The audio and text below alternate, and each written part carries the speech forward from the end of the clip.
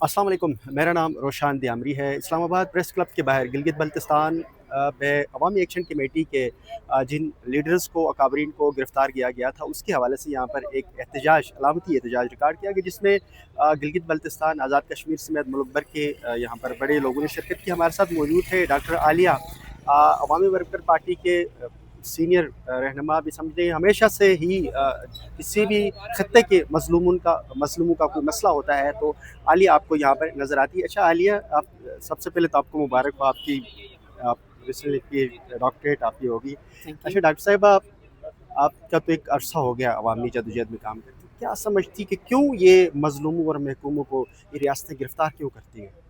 क्या लगता है आपको? जी, ये तो जैसे आपने बिल्कुल सही कहा, ये पहली दफ़ा तो नहीं है कि हम प्रेस क्लब के बाहर खड़े हैं। यही सिलसिला जो है जब से हम सब ने होश पकड़ा, ख़ास तौर पे सियासी होश पकड़ा, तो यही सिलसिला जारी और सारी है और इसमें बाकायदा तेज़ी भी आई है। इसकी वजह तो जी सीधी-सादी है कि ये जो रियासत है, ये लोगों के अगर मतलब हकूक़ को उनको दे दे, तो ये फिर जो इसने कब्ज़ा पूरे मुल्क के ऊपर जमाया हुआ है, वो कैसे कायम रखेंगे? तो ये तो एक बात सीधी-सी है कि रियासत के अपने जो मफ़ादात हैं और लोगों के मफ़ादात हैं, इनमें कोई मुताबिकत नहीं है। तो रियासत जो है वो अपने मफ़ादात के लिए लोगों को सिर्फ़ या तो इस्तेमाल करती है, या जब वो उनके रास्ते में रुकावट बन जाते हैं, तो उनको वहाँ से हटा के उनको बंद करने की कोशिश करती है। तो हमने शुरू दिन से यही देखा है कि लोग असल इख्तियार जो है वो लोगों के पास होना चाहिए, ना कि रियासतों के पास होना चाहिए।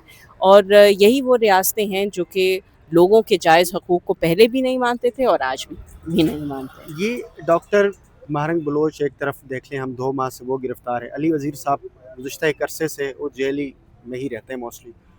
गिलगित बल्तिस्तान जैसे मुतनाज़ा ख़ित्ता, अब कल की फ़ॉरेन ऑफिस की हमारी ब्रीफिंग थी, इवन फ़ौज की जो तर्जुमान उसने भी कहा कि ये मुतनाज़ा है, ये थर्ड पार्ट है, इनका इंटरनेशनल डिस्प्यूट है।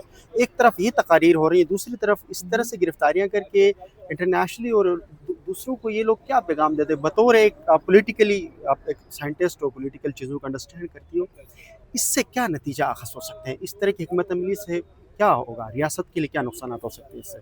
देखिए, कानून रियासत जो है वो कानून अपने मफादात के दिफा के लिए बनाती है। ये कोई लोगों के दिफा के लिए नहीं बने हुए ये कवानीन, बल्कि जो कवानीन आज भी पाकिस्तान के अंदर आए हैं, ये तो पाकिस्तान के बनने से बहुत पहले ब्रिटिश से, के हैं। जी ये तो उन्हीं अंग्रेज़ हुक्मरानों के बनाए हुए कवानीन हैं, जो कि अंग्रेज़ों ने यहाँ पर मकामी आबादी के हकूक़ को सलब करने के लिए गुलाम कौम बनाए को थे। चलाने के लिए बनाए थे। बिल्कुल ऐसा ही है। तो हमने भी पाकिस्तान सो कॉल्ड आज़ाद होने के बाद भी अगर वही कवानीन चला रहे हैं जिन्होंने हमें और इस खित्ते के अवाम को ग़ुलाम रखा, तो इसी से ज़ाहिर हो जाता है कि इस रियासत में और पाकिस्तान बनने से पहले की जो नौआबादियाती रियासतें थीं, उनमें कोई फ़र्क नहीं है।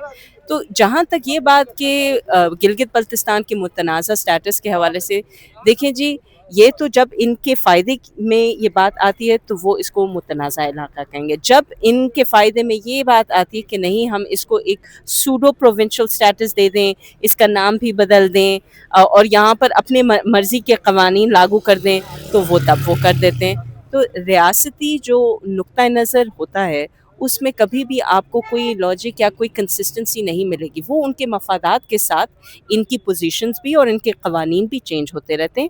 और जैसे कि आप देखते हैं इस मुल्क के अंदर कौन से कवानीन जो हैं वो अमीरों के ऊपर लागू होते हैं। जब किसी अमीर पर या किसी कॉरपोरेशन पर या किसी जर्नैल पर, किसी ऐसे इंस्टीट्यूशन पर जो है वो कोई कानून लागू करने की कोशिश करता है, तो उल्टा क्या होता है, वो कानून ही बदल जाता है। कानून बदल दिया गया। कानून ही बदल जाता है तरमीम आती है 26वीं, 25वीं। अपने आप को सूट करने के लिए। तो जी इस मुल्क में शुरू दिन से कानून जो है वो सिर्फ़ गरीब के लिए है, वो सिर्फ़ मज़लूम के लिए है, वो सिर्फ़ लोगों के लिए, वो सिर्फ़ आवाम के लिए है। आवाम के ऊपर हुक्मरानी करने वालों के लिए कोई कानून, कोई ज़ाब्ता, कोई उसूल, कोई अखलाकियात कुछ भी लागू नहीं होता। और यही चीज़ हम साल-आ-साल, दहाइयों से देखते आ रहे हैं। लेकिन ये भी अब हमें नज़र आ रहा है कि अवाम इन हुक्मरानों के तमाम हरबों को, इनकी मुनाफ़िक़त को, इनकी इनकी ये जो हिपोक्रेसी है, اس کو آپ پہچانتے بھی ہیں، وہ تنگ بھی آ رہے ہیں، اور وہ اپنے آپ کو منظم کر کے ان حکمرانوں کے ساتھ نمٹنے کے لیے اپنی طاقت کو اکٹھا کر رہے ہیں. بہت شکریہ. Thank you so much.